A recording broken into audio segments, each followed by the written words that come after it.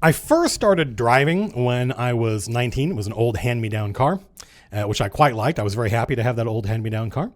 And there was this thing that would happen. It seemed like it only ever happened to me, and it happened all the time, and it drove me crazy, where I would stop the car, get out of the car, go do whatever I was doing, go to the mall or whatever, go shopping, go grocery shopping, and I would come back, go to school. I would come back to my car, and I would realize, either because I could see it or because the car didn't start, that I had left my lights on. I left my lights on the entire time, probably because it was raining. It was during the day. I turned my lights on as a courtesy to other drivers, but they don't really do anything, during the day when it's raining like that. They don't really illuminate anything, so I forgot the lights were on. And I would just get out of my car normally, close and lock the door, go to class, come back, car doesn't start. And I thought, oh my God, I left my lights on. And eventually I was with my friends complaining about this, and I was trying to make the point that it was stupid that cars worked that way. Why did they make it like that? Why didn't they make it so that when you turn your car off, the lights go out? And, they could have added a override or a button or a switch or something to put the lights back on if you needed them to be on while the car was off. That seems doable. But a friend of mine, and this is somebody who had a college degree and was an adult and could vote and stuff, tried to argue, obviously not very persuasively, that it was impossible for a car to do that. There was no way. I think he thought it was logically impossible for a car to do that. And this was somebody who had gone to a 4-year university, but had studied biology and medicine and was not an electrical engineer and didn't know anything about cars or how cars worked. But in spite of that ignorance, they had convinced themselves that it must be impossible for them to make a car like that. Well, fast forward a few years, and I am reading a collection of a bunch of columns from a newspaper that I liked, in which people would write in and ask these, crazy questions. This is before the internet, and they were kind of like Mythbusters style question. What would happen if you dropped a penny from the Empire State Building? Would it kill somebody? Whatever you were curious about, those nagging questions. Often they're urban folklore stuff, and the columnist would go do a bunch of research, regardless of the subject, and answer it. And somebody wrote in. I was so happy. Somebody wrote in and asked this very question. Why is it that when you turn off your car, why do the lights stay on? It just leaves me draining my battery and I feel like an idiot. Well, I'm reading this collection of columns in the 90s, but they were published in the 80s. And at that point, the guy would just call people up and try to find the answer. He would do his own research. He would call universities and get experts. And in this case, he called Ford or GM. I don't remember who he called, but eventually he talked to somebody who said, well, that would have been Pat, actually. Pat designed all the wiring, all the electrical systems in our cars. That was back in the 50s. Pat retired a little while ago, but he's still alive. I could give you his number. And so the columnist calls this guy up and says, hey, why don't cars just automatically turn the lights off when you turn the engine off? And the answer was, that's a good idea. I never thought of that. The dude was probably working under a crazy deadline and was really happy that he got it to work at all. And optimizing it and improving it, that was a job for tomorrow. But it worked. The cars worked. People could drive them. They could turn the lights on and off. And the fact that idiots like me would sometimes be inconvenienced, that wasn't that big an issue. And it persisted like this for decades, such that you now are probably thinking, what's he talking about? Because cars don't work that way anymore.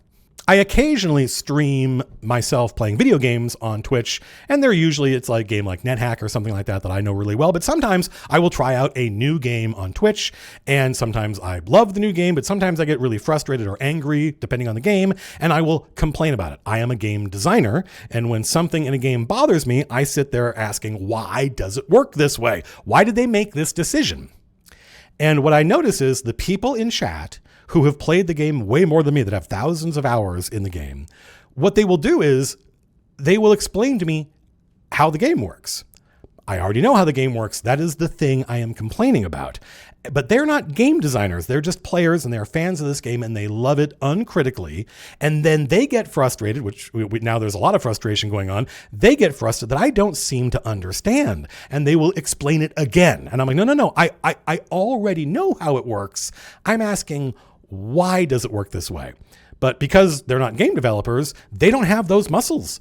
that's a specialized skill, sitting there thinking about why do games work the way they do and how could they be improved. In fact, I think that might be the thing that defines a game designer. When they play a game, they think about how they would do it better, or how they think they would do it better. If you've read Candide by Voltaire, which if you haven't, you should, it's really, really short and it's really good.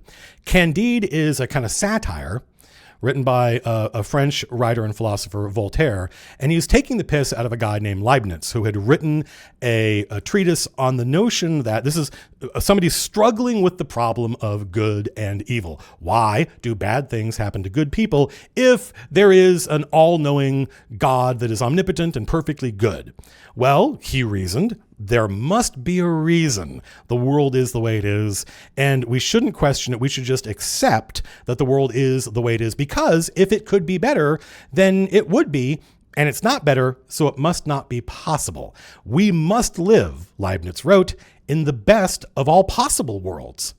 Now, you might think that this is a crazy thing to think, a crazy philosophy to hold. Voltaire certainly thought so, and that's why he created the character of Professor Pangloss in Candide, who's sort of this weird Pollyanna-style character that their answer to everything is, well, what can be done? We live in the best of all possible worlds. There's no point trying to improve things or even really questioning why they are the way they are. No point questioning, why does the car work this way? Why does this game work this way?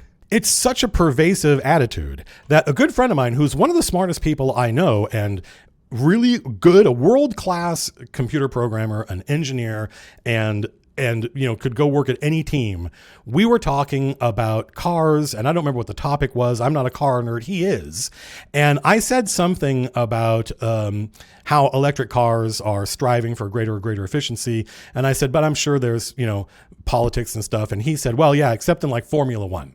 He said, in Formula One, all they care about is speed and efficiency. And so if it was possible for them to make those cars go faster, they would.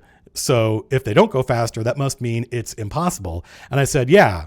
And there's no humans working on Formula One racing cars, right? With traditions that they're familiar with from all the years they spent here. And as soon as I said that, you could see his eyes kind of unfocus.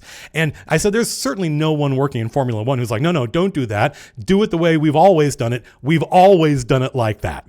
As soon as I said that, I saw his eyes unfocus and he thought for a second and he turned back to me and he goes, yeah, you're right. There must be people like that. That's human nature. There must be people like that working in Formula One who get angry anytime a new person comes along and says, what if we did this? And I say, no, don't do that. We've always done it this way. That's the lesson, folks. I don't know what it is. I can't describe why people are like this, but it's what Voltaire was making fun of. It's what Leibniz was trying to defend.